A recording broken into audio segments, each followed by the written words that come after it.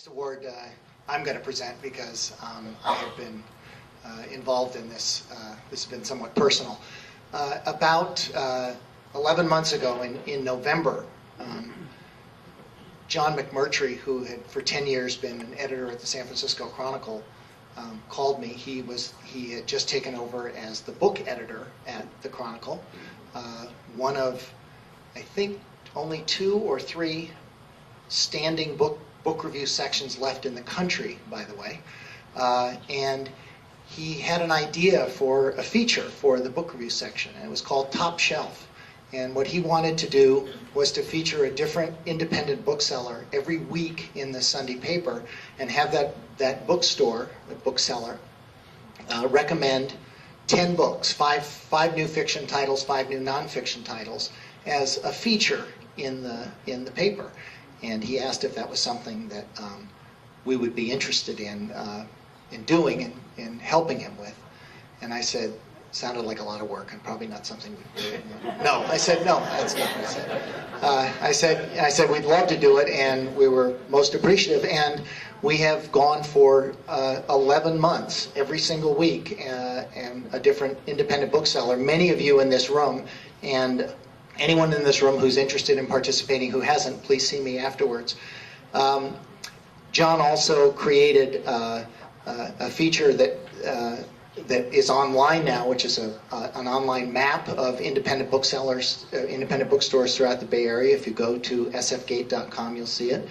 And most recently, after some conversations, John convinced the powers that be, I guess, but it was really his doing to have the San Francisco Chronicle bestseller list be what is now the NCIBA IndieBound bestseller list as part of it. And so that seemed like enough to get him. So what this says is Friends of Independent Bookselling award to John McMurtrie for spotlighting the diverse local independent bookstore culture with the innovative Top Shelf feature, an online map of independence, and the use of the NCIBA bestseller list, to name a few. John McMurtrie, San Francisco Chronicle book review editor.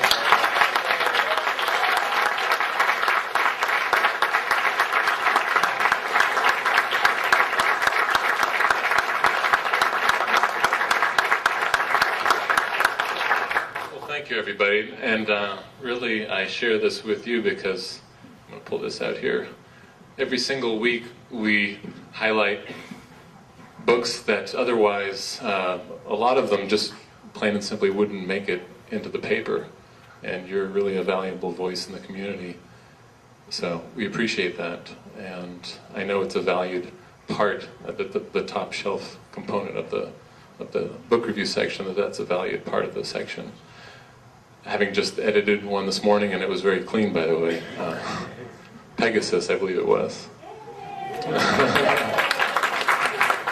I'd like to meet some of you also who do this. This would be good. And of course, I'm in the newspaper business, so we have plenty of money to go around for awards, but we should be reciprocating. That's all I can say. And I've been at this for an entire year, but I do have other ideas, and it's been a lot of fun in the past year with thinking about ways to draw attention to bookstores, and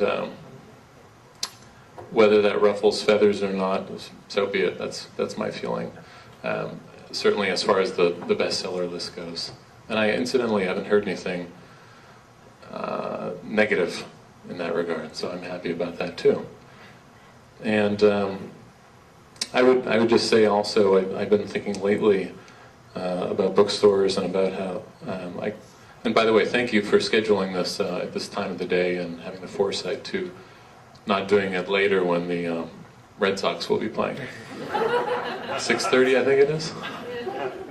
So, I grew up in Boston, and my mother would often take me to the, you would perhaps know this, the New England Book Fair. Is that still in business? The last I knew it was, in Newton. And that's really where I fell, okay, good. That's really where I fell in love with bookstores, independent local bookstores.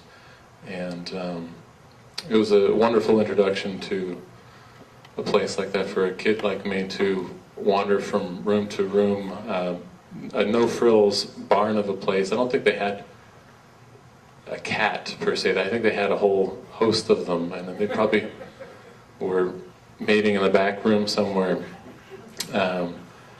But this place really was it was a part of the community. People would meet there, and I just remember lines of cars getting into the lot. That's how popular it was.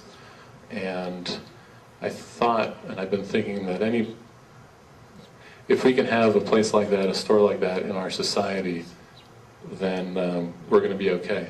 And so with that thought in mind, here's to your continued survival. Survival is not the right word. Well-being. And ours as well. Yours as well. That's right. And thank you very much for this award.